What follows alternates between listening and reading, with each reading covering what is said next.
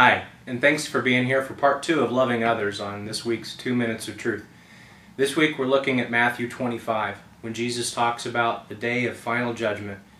In verse 34 we read, "Then the king will say to those on the right, 'Come, you who are blessed by my Father, take your inheritance, the kingdom prepared for you since the creation of the world.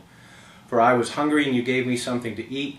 I was thirsty, you gave me something to drink. I was a stranger, you invited me in. I needed clothes and you clothed me. I was sick and you looked after me. I was in prison and you came to visit me.'" In verse 37, the righteous reply, "Lord, when did we see you hungry and feed you, or thirsty and give you something to drink? When did we see you a stranger and invite you in, or needing clothes and clothe you? When did we see you sick or in prison and go to visit you?"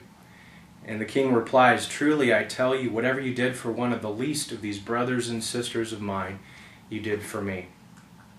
Now, Jesus is very clear about his expectation of us in these verses.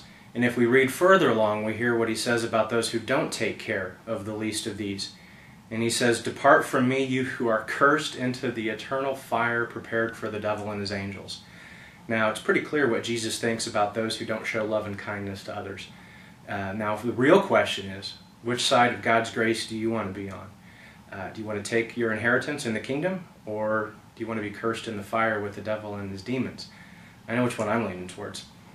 I've heard it said that if it's important to you, you'll make a way. If it's not, you'll make an excuse. Are you proactively loving others for the glory of God, or are you making an excuse on how busy your life is? I'd hate for you to busy yourself into the lake of fire. Find a way to serve. Be intentional and do it for the glory of God more than anything else that you might receive in return for here on earth. Make a way, not an excuse. Thanks for joining us this week. I love you.